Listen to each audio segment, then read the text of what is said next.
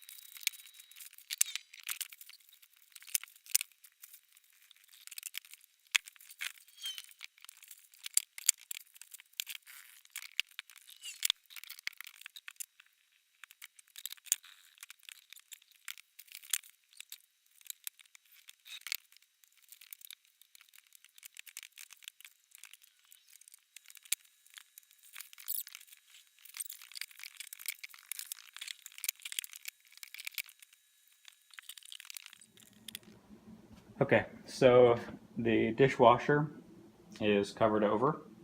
It should be good. I remembered that the Lazy Susan is actually an enclosed box, so the contents is protected, so I just sealed off around there. I did the same thing around the drawer fronts and doors. You may ask, why don't I just pull the drawers out? But the drawer face is protecting the cabinets below it from getting dust in them. So if I keep those in, seal it off, I'm good. Down here, obviously I need to pull everything because I'm going to be exposing the top of this, which means it'll drop down. I also took a measure and taped the uppers. So now I'm on to finally cutting this first chunk out. I'll bring that first piece in. Let's take a trip through the dust door. Magical.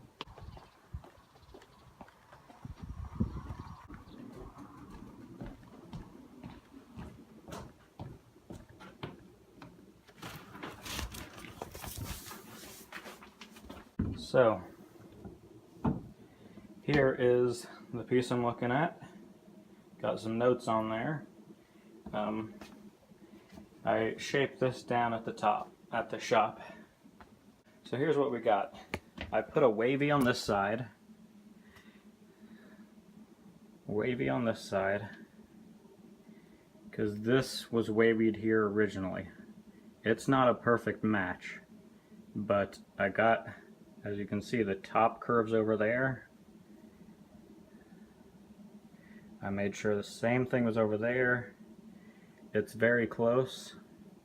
My concern is that I could trim this up with a router and go with a straight cut. But at the back of the seam, that doesn't fit as well.